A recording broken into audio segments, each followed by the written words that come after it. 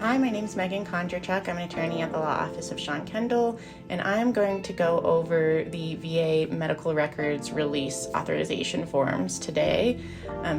You will not need to use these forms if all of your medical records are VA records. That's really important. The form actually says on the form that you don't need to use it for VA records, but we still have people fill it out, and it's just a hassle. You don't need to do it. So if you get a notice from the VA asking you to fill out these two forms, they're technically two forms, although they are included in one PDF from the VA. If you get a notice that says you need to fill out these authorization forms, but all of your medical records are VA records, you do not need to fill these out. These are only if you want the VA to gather records from private medical providers. So this would be important if you've received any private treatment for any conditions that you are claiming with the VA. You'll want to fill out these forms or submit the medical records yourself. You can always do it that way. We do actually find that tends to be a little bit more efficient. The process of the VA requesting private records can be a little bit messy. A lot of the private providers won't respond. So you can always request your own records from the medical provider and then submit them to the VA. You will want to check with your representative or call the VA to make sure the records have been received. I have seen cases where the records weren't properly uploaded and the VA never got them and didn't get to consider them for the veteran's claim. But if you do want the VA to go through the formal process of gathering those private medical records on your behalf, they can do that.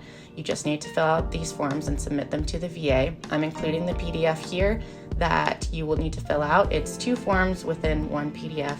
So the first one is just a general authorization form.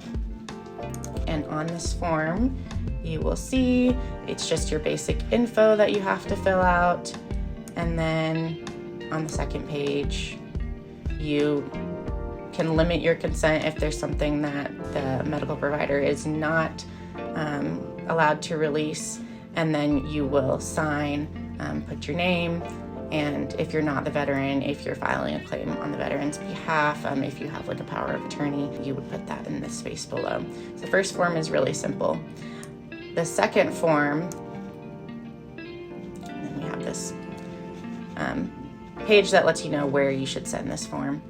The second form is the actual release that includes the provider's information, so the VA knows who to send these forms to get the records. So you'll fill out your basic information again, and then you'll actually put in the provider's name, the conditions you're being treated for, the dates of treatment, and then the provider's address, so that the VA can provide that information to the provider and they'll know where to look for the records, what dates of treatments they should be looking for, and then they should be able to just fax those records back to the VA.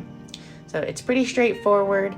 This is something we help veterans with in our office though, so if you do need help with an appeal with the VA and they're asking for this type of information, you can definitely reach out to the attorneys at our office, or it's always great to consult with a representative if you have any questions about how to pursue your VA claims.